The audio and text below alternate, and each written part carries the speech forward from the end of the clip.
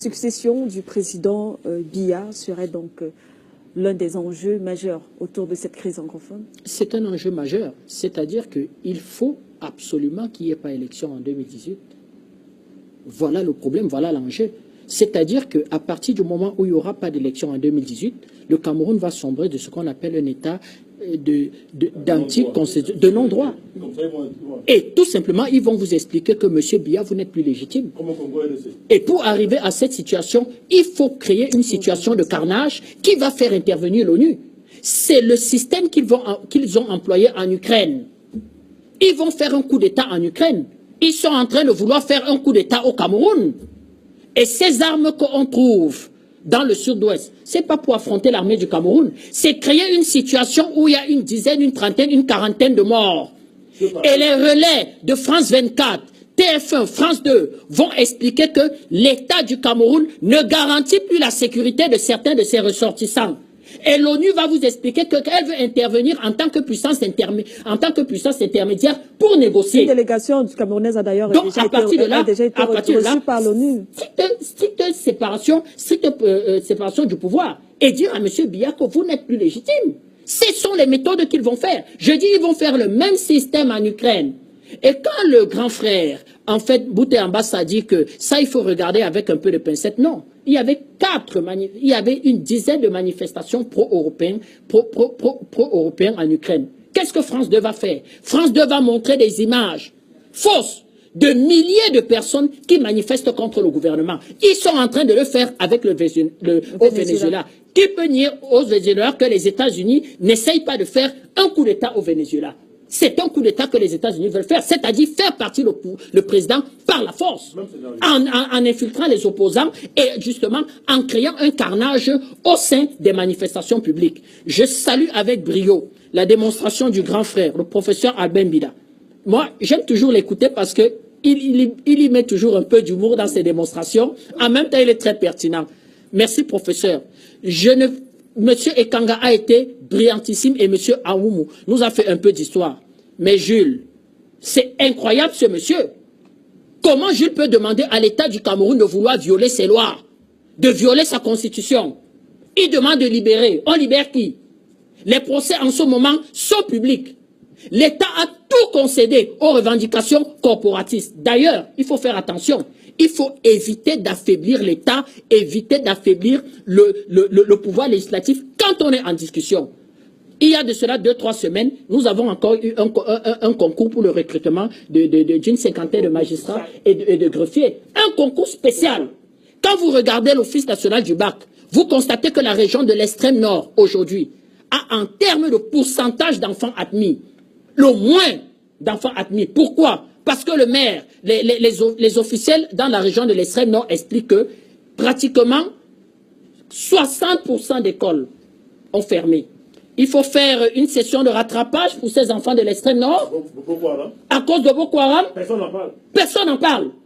Il faut faire une session de rattrapage pour des concours administratifs où ils ont du mal à intégrer, pas parce qu'ils sont plus idiots, parce qu'ils sont dans des conditions difficiles. Qu'est-ce qu'il faut faire pour ces hommes d'affaires de l'extrême nord qui commerçaient avec le Nigeria, où non seulement l'État va perdre énormément de recettes en fait fiscales, et ces gens sont totalement ruinés. Je ne parle pas des éleveurs. Qu'est-ce qu'on fait d'eux? Nous n'allons pas l'accepter. On ne peut pas demander à l'État du Cameroun de faire du 2 poids 2 mesures, de violer la loi dans un cas et dans un autre cas, de nous expliquer qu'il faut se coucher devant 4 personnes ou bien devant certains leaders qui expliquent que être anglophone au Cameroun, c'est un calvaire. Qui peut croire à ça, que être anglophone au Cameroun, c'est un calvaire? L'autre chose que je voulais dire véritablement, c'est que moi, je crois que l'État du Cameroun n'a plus à discuter, et c'est là où j'étais d'accord avec le président Madakanida, sa première démonstration. On n'a plus à discuter avec ces gens. On discute de quoi? On discute de quoi? Je vais vous donner quelques exemples. La France, François Mitterrand, va faire assassiner les indépendantistes kanaks. D'ailleurs, il fera même couler un bateau de Greenpeace, le Rainbow-Rayor. Tout le monde le connaît, pas les services secrets français. L'Angleterre va mener une guerre sanglante au Malouine. Au Malouine. Il y avait des mouvements de revendication au Malouine. Ils vont s'allier à l'Argentine. L'Angleterre va réprimer les îles Malouines et va remettre les îles Malouines dans son giron par une guerre. par une guerre armée. La France va demander à M. Sarkozy, ministre de l'Intérieur, qu'il n'y a aucune discussion avec les Corses qui ne reconnaissent pas l'État français. Vous aviez en Corse, vous avez ce qu'on appelait les indépendantistes. M. Sarkozy, M. Pasqua, Corse, va dire aucune discussion. Vous voulez discuter avec la République, il faut reconnaître l'État. Il faut reconnaître la forme de l'État.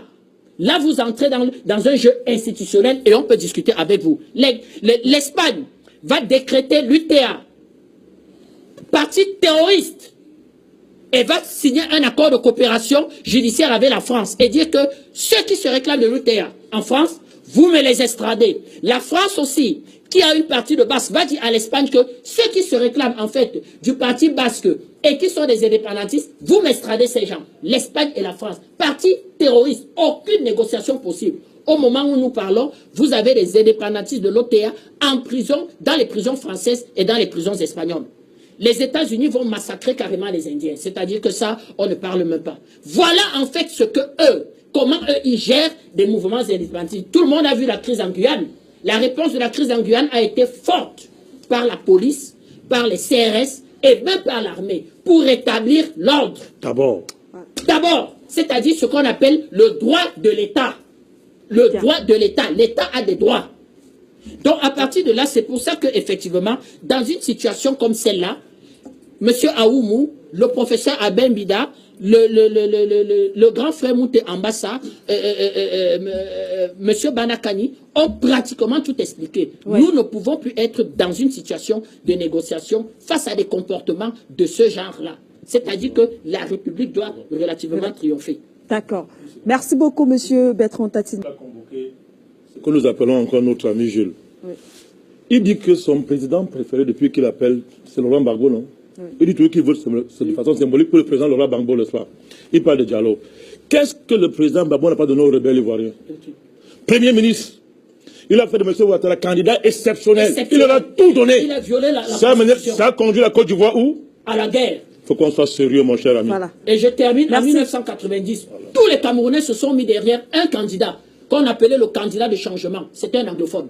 Voilà. Merci beaucoup. Merci pour ce rappel. Donc il n'y a pas question de problème et de sectarisme, même sur le plan politique. Merci Nous avons des élections. Je le sais. Je le sais. Voilà, je le sais. Élection présidentielle en 2018, que les anglophones présentent un candidat et portent leurs revendications sur le plan politique. Ça veut dire, nous voulons le fédéralisme, que ce soit un projet qu'ils vendent aux Camerounais. Nous allons départager, les Camerounais vont départager. Merci, M. Bertrand Tatine. On n'a pas assez de temps, on va essayer de prendre les derniers appels de